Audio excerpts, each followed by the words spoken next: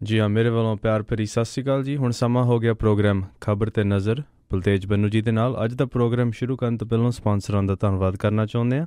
Khalsa insurance ਸੈਨੋਜ਼ੇ ਤੋਂ, ਗੁਰਦੀਪ ਸਿੰਘ ਬਿਰਦੀ ਕਲੋਵਿਸ ਤੋਂ, ਸਤਨਾਮ ਸਿੰਘ ਸ਼ੇਰਗਿੱਲ ਸੈਲਮਾ ਤੋਂ, ਬਹਾਦਰ ਸਿੰਘ ਗਿੱਲ ਜੀ ਫਾਉਲਰ ਤੋਂ, ਇਸ਼ਾਨਜੀਤ ਸਿੰਘ ਖਲੋਟੀ ਯੂਬਾ ਸਿਟੀ ਤੋਂ, ਸੁਖਵਿੰਦਰ ਸਿੰਘ ਤੇ ਜਸਵੀਰ ਕੌਰ ਫਰੀਮਾਨ ਤੋਂ, ਸਰਬਜੀਤ ਸਿੰਘ ਚੋਕਰ ਟਰਲਾਕ ਤੋਂ, ਗੁਰਦਾਵਰ ਸਿੰਘ ਤੇ ਮਨਜੀਤ ਕੌਰ ਯੂਬਾ ਸਿਟੀ ਤੋਂ, ਅਵਤਾਰ ਸਿੰਘ ਤੇ ਰਣਜੀਤ ਕੌਰ ਸਿੱਧੂ ਬੇਕਰਸਫੀਲਡ ਤੋਂ, ਅਤੇ ਸ਼ਿਕਾਗੋ ਪੀਜ਼ਾ ਵਿਦ ਟਵਿਸਟ, ਜਿਨ੍ਹਾਂ ਤੋਂ ਹਰ ਤਰ੍ਹਾਂ ਦੇ ਵੈਜੀ ਅਤੇ non veggie Indian style pizza order ਕਰ ਸਕਦੇ ਹੋ।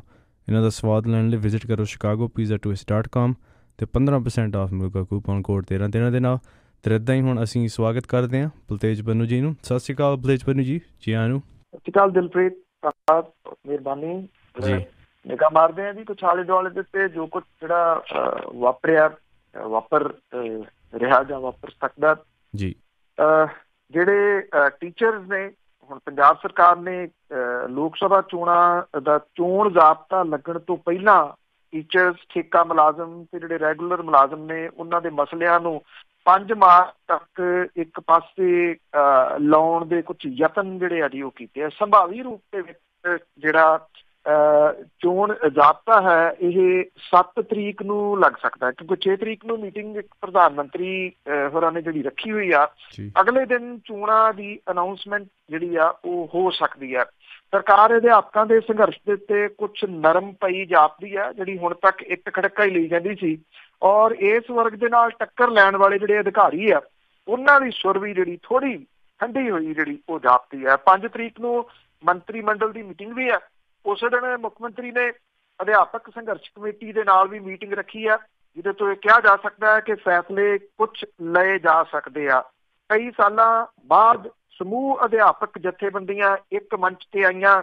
ਸਰਕਾਰ ਦੇ ਉੱਤੇ ਸੰਘਰਸ਼ ਦਾ ਭਾਰੀ ਦਬਾਓ ਹੈ, ਔਰ ਅਧਿਆਪਕ ਵਰਗ ਜਿਹੜਾ, ਕਿਉਂਕਿ ਉਹਦੇ ਨਾਲ ਅੱਗੇ ਪਰਿਵਾਰ ਜੁੜੇ ਹੁੰਦੇ ਬੱਚਿਆਂ ਦੇ ਰਾਹੀਂ, ਸਰਕਾਰ ਸ਼ਾਇਦ ਕਿਸੇ ਕਿਸਮ ਦਾ ਰਿਸਕ ਜਿਹੜਾ ਜੀ ਉਹ ਨਹੀਂ ਲੈ ਸਕਦੀ ਜਿਹੜੀਆਂ ਲੋਕ ਸਭਾ ਚੋਣਾਂ ਦੇ ਵਿੱਚ। ਇਸ ਵੇਲੇ 8886 SSA ਰਮਸਾ ਟੀਚਰਸ ਜਿਹੜੇ ਤਨਖਾਹ ਉਹਨਾਂ ਦੀ ਪ੍ਰੋਟੈਕਟ ਕਰਨ ਦੇ ਉੱਤੇ ਵਿਚਾਰ ਸਰਕਾਰ ਕਰ ਰਹੀ ਆ। ਸਰਕਾਰ ਨੇ 8886 ਦੇ ਵਿੱਚੋਂ 6800 ਦੇ ਕਰੀਬ SSA ਰਮਸਾ ਅਧਿਆਪਕਾਂ ਨੂੰ ਮਿਲਦੀ 42,300 ਰੁਪਈਆ ਤਨਖਾਹ ਘਟਾ ਕੇ 3 ਸਾਲ ਲਈ 15,300 ਰੁਪਈਆ ਤਨਖਾਹ ਜਿਹੜੀ ਉਹ ਕਰ ਦਿੱਤੀ ਸੀ, ਔਰ ਸਿੱਖਿਆ ਵਿਭਾਗ ਦੇ ਵਿੱਚ ਰੈਗੂਲਰ ਜਿਹੜਾ ਜੀ ਉਹ ਕੀਤਾ ਸੀ, ਜਦੋਂ ਕਿ 2100 ਅਧਿਆਪਕਾਂ ਨੇ ਇਸ ਸ਼ਰਤ ਦੇ ਅਧੀਨ ਰੈਗੂਲਰ ਕਰਨ ਦੀ ਆਪਸ਼ਨ ਭਰਨ ਤੋਂ ਇਨਕਾਰ ਜਿਹੜਾ ਜੀ ਉਹ ਕਰ ਦਿੱਤਾ ਸੀਗਾ।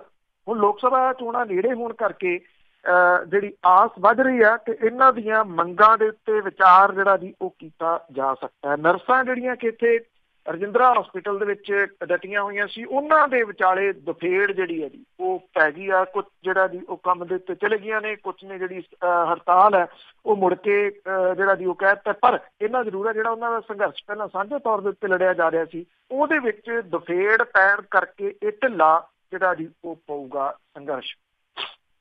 ਜਿਹੜੇ ਜਿਵੇਂ ਹਾਲਾਂਕਿ ਕਹਾਵਤ ਇੱਕ ਪੁਰਾਣੀ ਆ ਕਿ ਝੋਨੇ ਵਾਲੇ ਪਿੰਡ ਪਰਾਲੀਓਂ ਪਛਾਣੇ ਜਾਂਦੇ ਆ, ਇਹ ਤਾਂ ਬਹੁਤ ਪੁਰਾਣੀ ਜਿਹੜੀ ਕਹਾਵਤ ਹੈ। ਹੁਣ ਤਾਂ ਅੱਜ ਕੱਲ੍ਹ ਦੜੇ ਨਹੀਂ ਲੱਗੇ ਹੋਏ ਦੀਦੇ ਜਿਹੜੇ ਪਰਾਲੀ ਵਾਲੇ, ਬਹੁਤ ਘੱਟ ਹੋ ਗਏ, ਲੋਕ ਪਰਾਲੀ ਸਾੜਨ ਲੱਗ ਗਏ।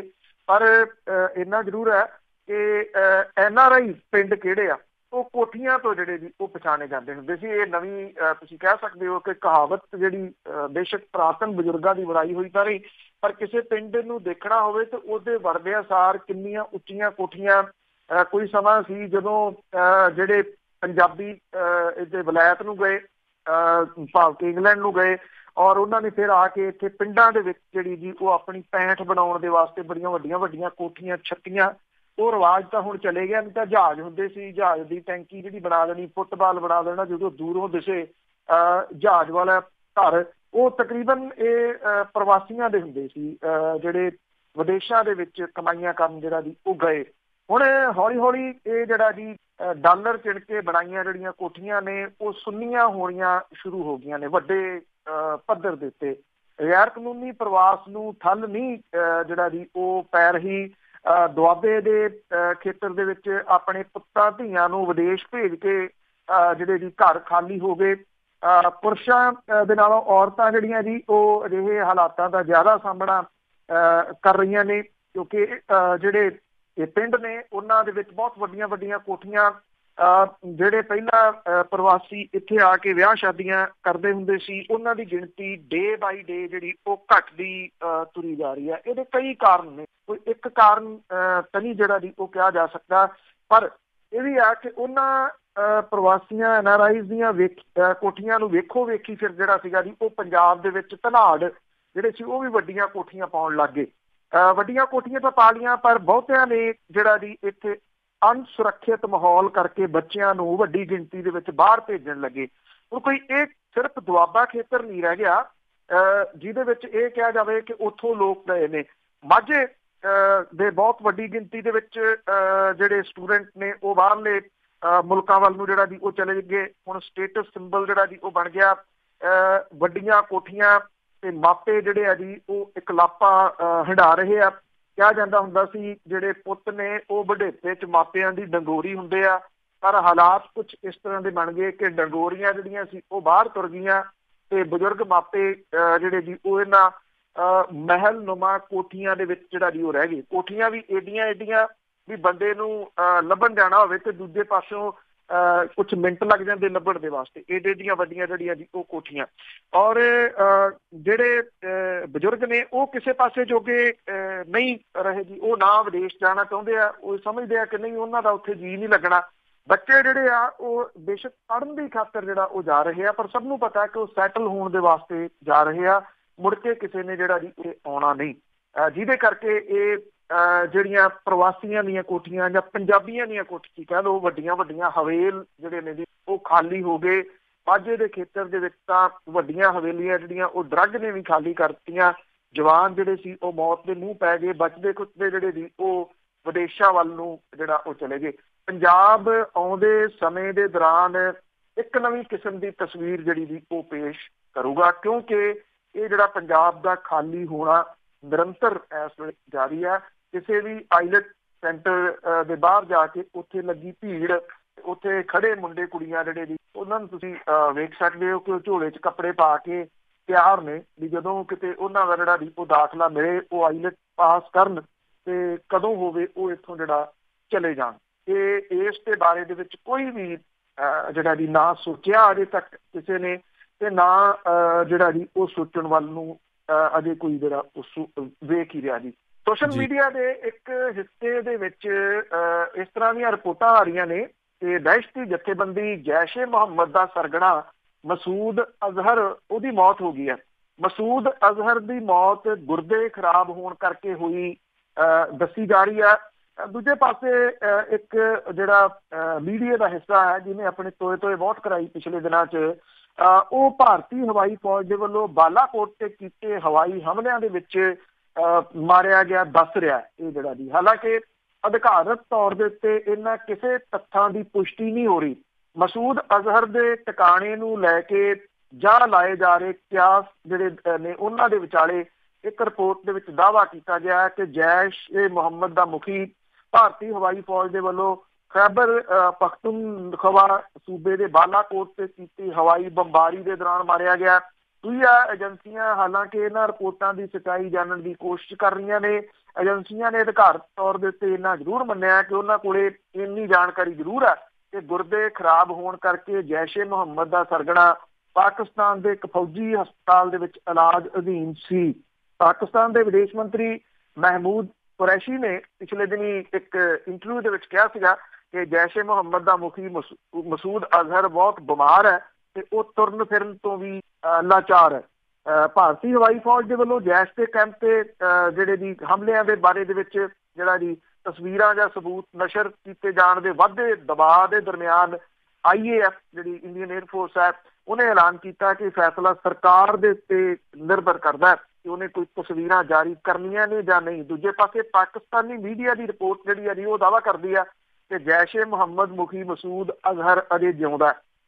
ਜੀਓ ਉਰਦੂ ਨਿਊਜ਼ ਨੇ ਅਜ਼ਹਰ ਦੇ ਪਰਿਵਾਰ ਦੇ ਨੇੜਲੇ ਸੂਤਰਾਂ ਦੇ ਹਵਾਲੇ ਦੇ ਨਾਲ ਕਿਹਾ ਹੈ ਕਿ ਉਹਦੀ ਮੌਤ ਦੀ ਖਬਰ ਝੂਠੀ ਹੈ। ਪਾਕਿਸਤਾਨੀ ਸਰਕਾਰ ਦੇ ਪੱਧਰ ਦੇ ਉੱਤੇ ਇਹਦੀ ਕੋਈ ਤਸਦੀਕ ਜਿਹੜੀ ਉਹ ਨਹੀਂ ਹੋਈ ਕਿ ਉਹ ਜਿਉਂਦਾ ਜਾਂ ਨਹੀਂ ਜਿਉਂਦਾ, ਪਰ ਇੰਨਾ ਜ਼ਰੂਰ ਹੈ ਕਿ ਇਸ ਵੇਲੇ ਅਟਕਲਾਂ ਬਹੁਤ ਵੱਡੇ ਪੱਧਰ ਦੇ ਉੱਤੇ ਉਹਦੀ ਮੌਤ ਦੇ ਸੰਬੰਧੀ ਲੱਗ ਰਹੀਆਂ ਨੇ ਜੀ।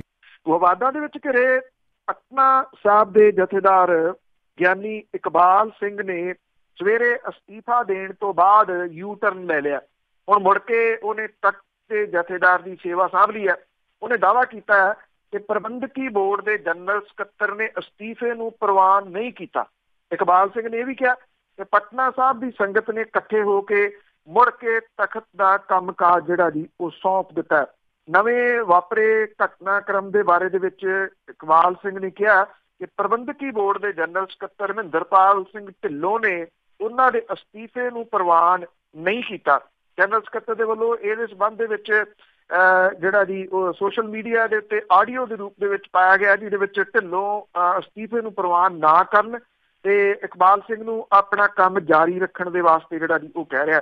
ਇਕਬਾਲ ਸਿੰਘ ਦਾ ਇਹ ਡਰਾਮਾ ਕੋਈ ਪਹਿਲਾਂ ਨਹੀਂ ਗਾ, ਉਹ ਸਮੇਂ-ਸਮੇਂ ਦੇ ਉੱਤੇ ਇਸ ਤਰ੍ਹਾਂ ਦੇ ਡਰਾਮੇ ਜਿਹੜੇ ਆ ਜੀ ਉਹ ਅਸਤੀਫੇ ਦੇ ਕੇ ਕਰਦਾ ਰਿਹਾ। ਜਿਹੜੇ ਬਾਕੀ ਤਖਤਾਂ ਦੇ ਜਥੇਦਾਰ ਨੇ ਉਹਨਾਂ ਦੇ ਵਿੱਚ ਕੋਈ ਜੁਰਤ ਨਹੀਂ ਆ ਕਿ ਉਹ ਪਿਛਲੇ ਸਮੇਂ ਦੇ ਦੌਰਾਨ ਉਹਨਾਂ ਨੇ ਇਕਬਾਲ ਸਿੰਘ ਦੇ ਇਹਨਾਂ ਡਰਾਮਿਆਂ ਨੂੰ ਕਦੀ ਕੱਟਿਆ ਹੋਵੇ ਜਾਂ ਰੋਕਿਆ ਜਿਹੜਾ ਜੀ ਉਹ ਹੋਵੇ। ਉਹ ਉਸੇ ਹੀ ਤਾਕਤ ਦੇ ਨਾਲ ਫੇਰ ਆ ਕੇ ਇਹਨਾਂ ਦੀਆਂ ਮੀਟਿੰਗ ਦੇ ਵਿੱਚ ਜਿਹੜਾ ਜੀ ਉਹ ਬਹਿੰਦਾ ਰਿਹਾ।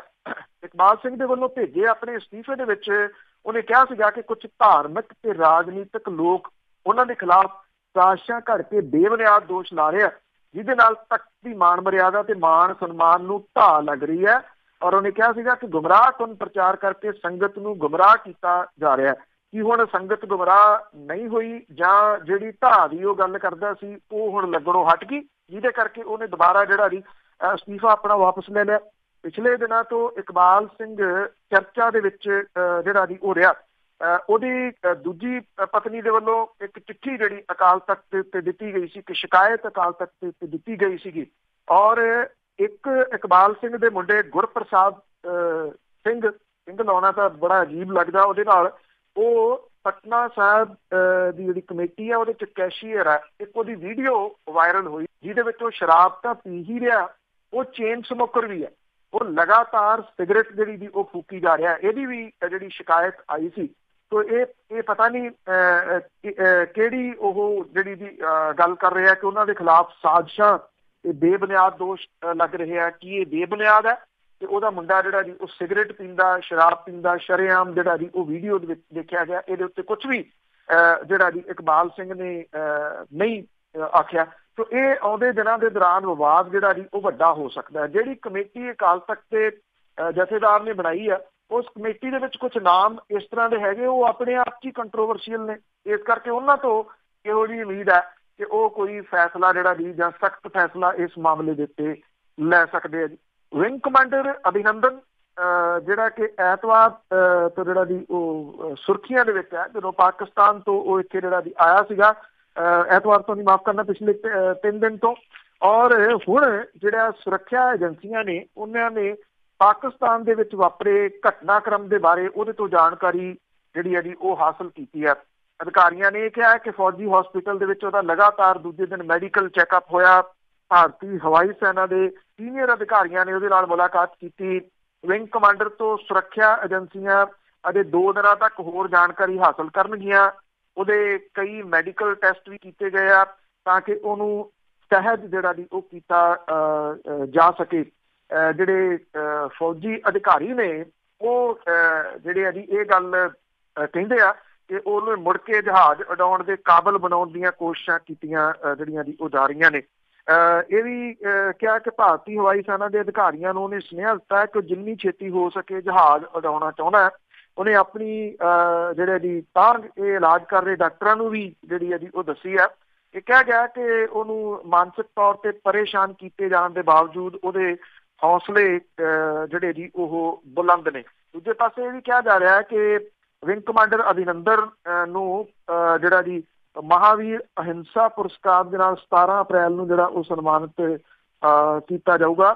ਇਹ ਸਨਮਾਨ ਸਰਕਾਰੀ ਨਹੀਂ ਹੈ, ਕਿਸੇ ਗੈਰ ਸਰਕਾਰੀ ਜਿਹੜੀ ਸੰਸਥਾ ਹੈ ਉਹਨੇ ਦੇਣ ਦਾ ਐਲਾਨ ਕੀਤਾ, ਜਿਹਦੇ ਵਿੱਚ ਕੋਈ 2.5 ਲੱਖ ਰੁਪਈਆ ਤੇ ਪ੍ਰਸ਼ੰਸਾ ਪੱਤਰ ਜਿਹੜਾ ਜੀ ਉਹ ਹੈ। ਅਭਿਨੰਦਨ ਉਹ ਵਿਅਕਤੀ ਹੈ ਬੇਸ਼ੱਕ ਜਿਹੜਾ ਵਿੰਗ ਕਮਾਂਡਰ ਸੀ ਔਰ ਉਹਦਾ ਜਹਾਜ਼ ਜਿਹੜਾ ਸੁੱਟ ਲਿਆ ਸੀਗਾ ਪਾਕਿਸਤਾਨ ਨੇ ਔਰ ਪੈਰਾਸ਼ੂਟ ਦੇ ਰਾਹੀਂ ਉਹ ਉਤਰ ਗਿਆ ਸੀ। ਔਰ ਅਭਿਨੰਦਨ ਨੂੰ 2 ਦਿਨਾਂ ਦੇ ਵਿੱਚ ਛੱਡ ਕੇ ਪਾਕਿਸਤਾਨ ਦੇ ਪ੍ਰਧਾਨ ਮੰਤਰੀ ਨੇ ਜੋ ਵਾਹ ਵਿਸ਼ਵ ਪੱਧਰ ਦੇ ਉੱਤੇ ਜਿਹੜੀ ਹੈ ਜੀ ਉਹ ਖੱਟੀ ਆ ਉਹਦੇ ਨਾਲ ਅਭਿਨੰਦਨ ਦਾ ਵਾਘਾ ਸਰਹੱਦ ਦੇ ਰਾਹੀਂ ਭਾਰਤ ਵਾਲੀ ਸਾਈਡ ਦੇ ਉੱਤੇ ਜਿਹੜਾ ਜੀ ਉਹ ਆਉਣਾ ਇੱਕ ਆਪਣੇ ਆਪ ਦੇ ਵਿੱਚ ਨਵੀਂ ਚੀਜ਼ ਜਿਹੜੀ ਹੈ ਜੀ ਸਿਰਜ ਗਿਆ। ਉਹ ਨਵੀਂ ਚੀਜ਼ ਹੈ ਜੀ ਅਮਨ ਦੀ ਜੰਗ, ਜਿਹੜੀ ਉਹ ਛੱਡ ਕੇ ਅਮਨ ਜਿਹੜਾ ਜੀ ਉਹਨੇ ਕਿਤੇ ਨਾ ਕਿਤੇ ਇੱਕ ਵੱਡਾ ਮੈਸੇਜ ਜਿਹੜਾ ਜੀ ਉਹ ਦਿੱਤਾ।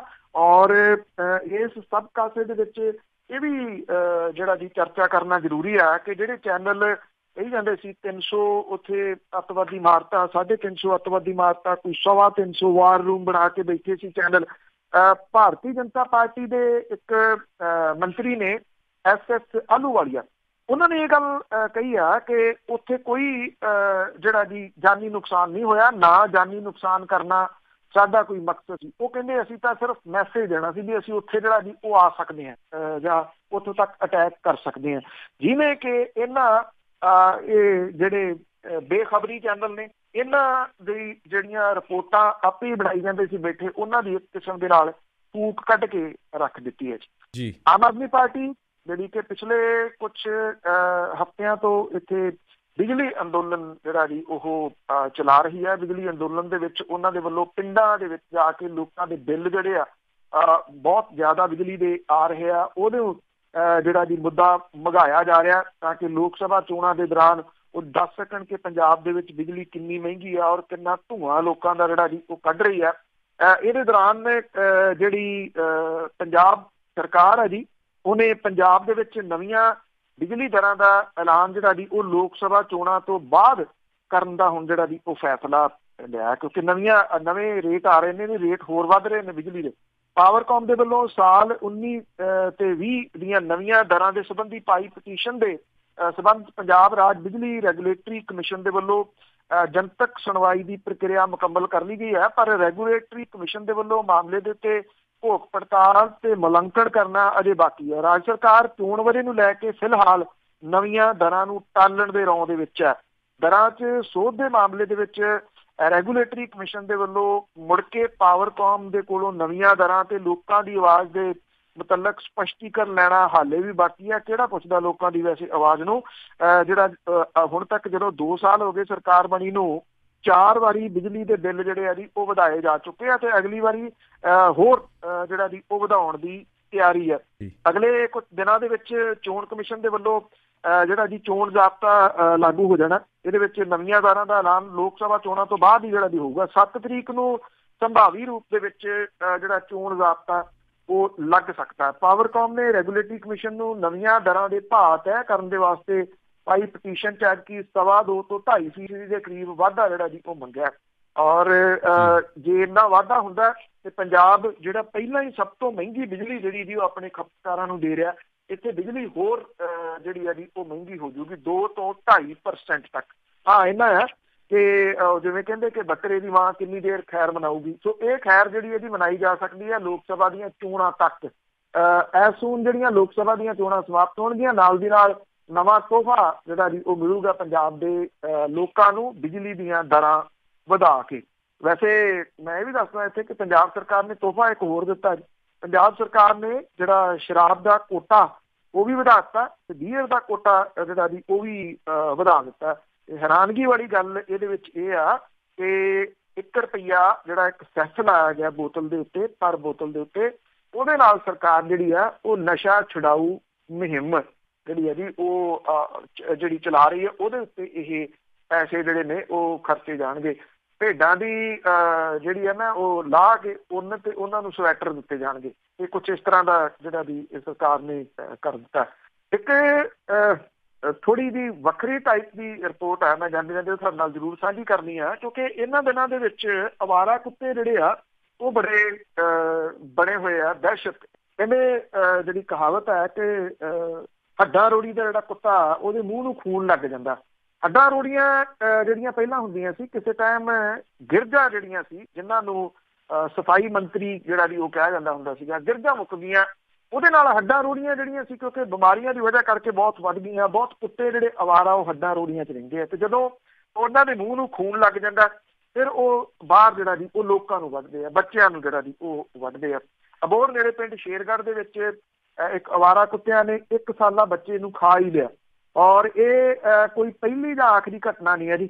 ਪਿਛਲੇ ਸਾਲ ਪੰਜਾਬ ਦੇ ਵਿੱਚ ਅਵਾਰਾ ਕੁੱਤਿਆਂ ਨੇ 1 ਲੱਖ ਤੋਂ ਵੱਧ ਲੋਕਾਂ ਨੂੰ ਵੱਢਿਆ, ਜਿਹਦੇ ਵਿੱਚੋਂ ਕਈਆਂ ਦੀ ਜਿਹੜੀ ਆ ਉਹ ਮੌਤ ਹੋ ਚੁੱਕੀ ਹੋਈ ਆ, ਔਰ ਜਿਹੜੇ ਕਈ ਗੰਭੀਰ ਜ਼ਖਮੀ ਵੀ ਜਿਹੜੇ ਜੀ ਉਹ ਹੋਏ ਆ। ਅਵਾਰਾ ਕੁੱਤਿਆਂ ਦੀ ਸਮੱਸਿਆ ਦੇ ਹੱਲ ਦੇ ਵਾਸਤੇ ਤਿੰਨੋਂ ਵਿਭਾਗ ਨੇ ਤਿੰਨੇ ਜ਼ਿੰਮੇਵਾਰੀ ਇੱਕ ਦੂਜੇ ਦੇ ਉੱਤੇ ਸੁੱਟੀ ਜਾਂਦੇ ਆ।